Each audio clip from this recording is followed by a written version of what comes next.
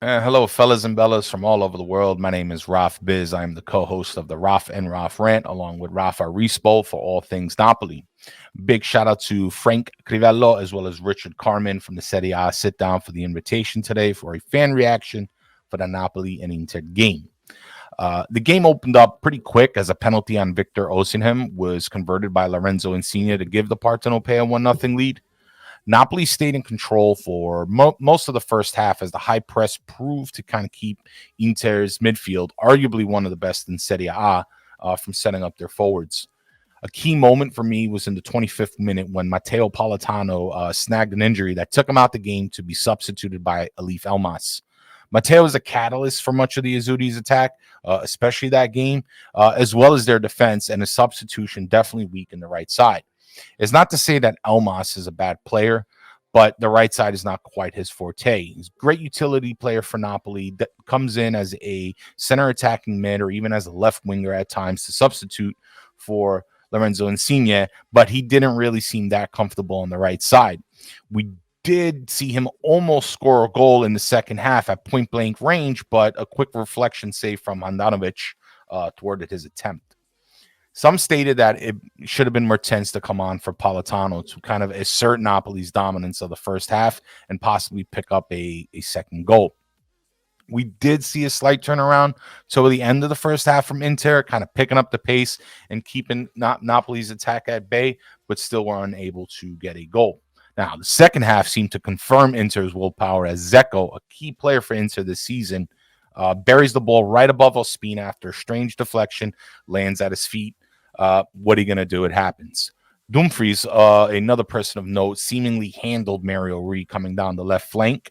Some even stated that Juan Jesus would have been a better start for this game, considering his pace and height for left back instead of Mario Rui. That said, there might be some Romanisti looking at me funny right now, but I do kind of agree with this statement.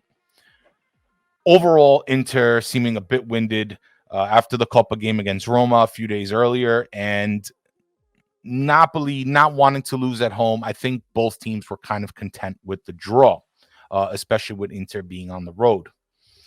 There was a lot of mutual respect, I feel like, towards the second half, with both teams not taking a whole lot of chances. But this is where things get slightly controversial for the Napoli fans. Some were a bit displeased of how Spalletti kind of managed the last 20 to 30 minutes. And Guisa comes on for Fabian, who, despite having some elegant long passes in the game to the attackers, didn't contribute much more on offense. I really think we needed him closer to the goal and maybe allow him the chance to use that left leg so he can, send those kicks kind of past the keeper like we know he could. We didn't see that this game as he took on more of a defensive role. We wouldn't see any more subs till about the 85th minute. Mertens finally comes on, but there's not much he can do in 5 to 10 minutes to take the lead or really have much of an impact. One has to ask, why didn't the all-time Napoli goal scorer, as well as the top goal scorer this season so far, not see any more time on the field?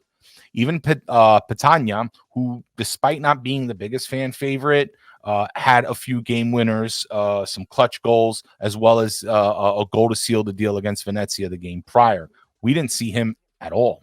Napoli ended up with 5 defensemen and 2 CDMs. That's not a telltale sign of Spalletti wanting to go for the win, especially when you sub out your captain and your top striker.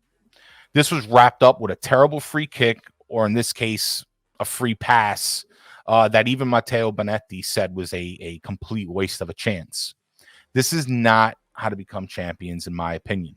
With AC Milan fighting back in the derby, from a 1-0 deficit, most top Napolitani were just not satisfied enough with some of the lack of determination from Mr. Luciano Spalletti. I get it. He has to be safe. He has to do the right thing for what's overall best for the team.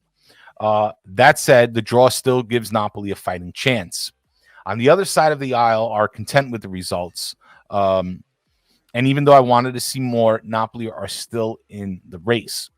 With the chances of Inter running away with the Scudetto now kind of halted, I think just like last season, this season will probably come down to the wire again. And despite the final results of the Campionato, I think it's good for Calcio to see this kind of situation. These past 2 seasons have been drama-filled, goal galore, and nail-biting to the very end. With the top team so close, it really adds to the suspense and the anticipation. We will see who takes the spring, and I think that could determine the 2022 Serie A champs. But until then, Forza Napoli sempre. Ciao.